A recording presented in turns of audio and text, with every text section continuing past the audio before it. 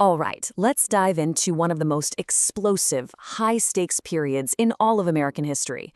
We're talking about a time when personal grudges between the country's most powerful leaders weren't just gossip. Nope, they were the spark that could have literally ignited a civil war, decades before the one we all know about.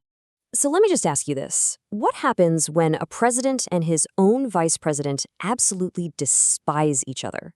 I'm not talking about simple political disagreements. I mean, they become mortal enemies. It sounds like a plot from a TV show, right? But this was the very real and very, very dangerous situation the US was in back in the 1830s.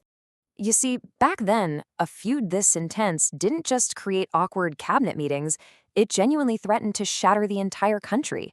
The whole thing got so bad that a third guy, a rival to both of them actually, had to step in and basically try to glue the nation back together. So how on earth did America get so close to the breaking point?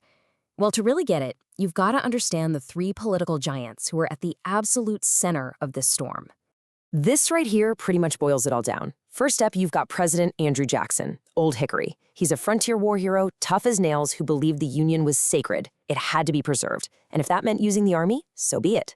Then there's his own vice president, John C. Calhoun, the cast iron man.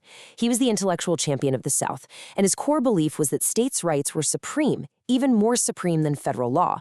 And caught right in between these two immovable forces was Senator Henry Clay, the great compromiser, who was convinced that the only thing that could save the nation was negotiation. These three worldviews weren't just different, they were on a collision course. And you have to understand, this was not just about politics, it was deeply personal. Jackson and Clay were already bitter enemies. See, back in 1824, Jackson won the popular vote for president, but he didn't get enough electoral votes. So the whole thing went to the House of Representatives. And who was the Speaker of the House? Henry Clay. He swung the election to John Quincy Adams, and guess what? Adams immediately turned around and made Clay his Secretary of State. Jackson's camp screamed corrupt bargain, and Jackson, well, he never, ever forgave him for it. But as bad as that was, the bad blood with his own vice president, Calhoun, was even worse. And it all blew up over a social scandal that sounds kind of petty now, but was a huge deal then, the Eaton Affair. Basically, the wives of Washington's elite, led by Calhoun's own wife, completely snubbed Peggy Eaton, the wife of Jackson's Secretary of War. For Jackson, whose own beloved wife had been viciously attacked in the press, this was a massive trigger. It took a political disagreement and turned it into pure personal contempt. So you have this toxic cocktail of personal hatred and political ambition just simmering, and it created the perfect backdrop for a full-blown constitutional crisis that would push the nation right to the edge of civil war. So what was the final straw that lit the fuse? A federal tax passed in 1828 that Southerners furiously called the Tariff of Abominations.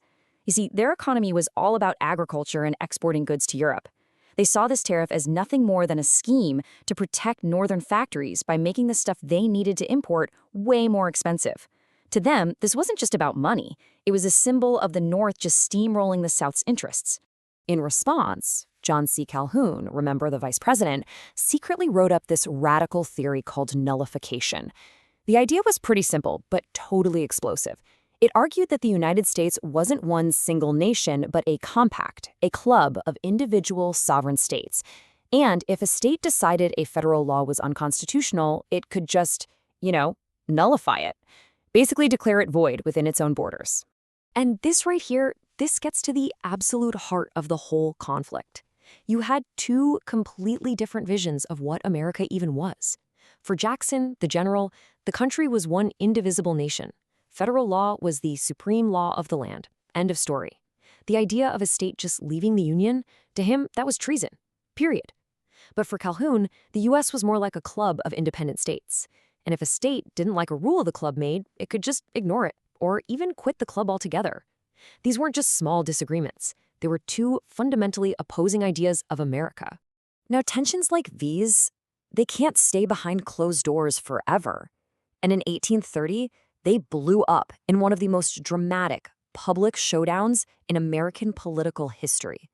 Okay, picture the scene. It's a fancy dinner party celebrating Thomas Jefferson's birthday. Every major political player in Washington is there. The tension in the room is so thick you could cut it with a knife. Everybody knows this isn't really about Jefferson's birthday, it's about this new idea of nullification. And when it comes time for the toasts, the room goes completely silent. President Jackson gets to his feet, looks straight across the room, locks eyes with his own Vice President John Calhoun, and lays down the gauntlet. His toast is short, sharp, and totally unambiguous. Our federal union, it must be preserved. He was making it crystal clear to everyone in that room there would be no compromise on the unity of the nation. Then all eyes turned to Calhoun. They say his hand was shaking, but he stood up and fired right back with his own toast, a direct challenge to the president. The Union, next to our liberty the most dear. The message was just as clear. For him and for the South, liberty, which really meant states' rights, came first. The battle lines had been drawn, right there in the middle of a dinner party. After that, things escalated fast. South Carolina went ahead and officially nullified the federal tariff. Jackson's response was exactly what you'd expect, swift and furious. He saw it as nothing less than treason. He went to Congress and asked for a force bill, which would give him the power to use the U.S. military to invade South Carolina and hang in the people responsible. For the first time, America was staring down the barrel of a civil war. So, with the nation teetering on the edge of disaster and a civil war looking more and more likely, the one man who could possibly pull it back from the brink stepped forward. Henry Clay. Now, Clay, Jackson's old nemesis, knew how serious this was, so he came up with this brilliant two-part strategy. First, he had to give South Carolina and the rest of the South an out, a way to back down without being totally humiliated.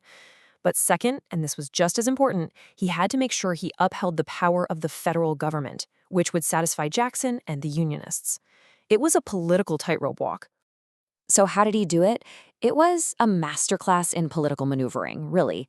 Clay proposed a new compromise tariff that would slowly lower the taxes over the next decade. This gave South Carolina the win they needed to save face and declare victory. But, and here's the genius part, at the exact same time, Clay made sure Congress also passed Jackson's force bill. The message was unmistakable. We'll lower the tax, but don't you ever forget that the federal government will enforce its laws, with the Army if it has to. It was brilliant. Both sides got to claim victory, and the whole country just breathed this enormous sigh of relief. So disaster was averted. The Union was saved. But the thing is, Clay's compromise hadn't actually solved the deep, underlying problem. It had just kicked the can down the road. And when you look at it on a timeline like this, you can really see the pattern, can't you? There was the Missouri Compromise in 1820. Then this Nullification Compromise in 1833. And then another massive one, again led by Clay, in 1850. Each one was a brilliant but temporary fix. They were like legislative band-aids on a deep, festering wound, which was this fundamental fight over states' rights and, underneath it all, slavery. By the 1850s, the era of these great compromisers, Clay, Calhoun, and the rival Daniel Webster, was coming to an end. A new, much more radical generation of leaders was taking over. Guys like William Seward from New York, who just flat-out rejected the idea of compromise. He talked about an irrepressible conflict between the North and South, and even said there was a higher law than the Constitution when it came to the morality of slavery. The time for finding a middle ground was running out. But maybe no one saw what was coming more clearly than Andrew Jackson himself. Years later, looking back on all this, he said the fight was never really about the tariff. That, he said, was only pretext. The real goal was always disunion. And then he made this chillingly accurate prediction. The next pretext will be the Negro or slavery question. And he was absolutely right. The compromises had bought the nation a few more years of a very fragile peace, but they couldn't stop the war that was coming. A war that would finally and bloodily decide what kind of country America was going to be.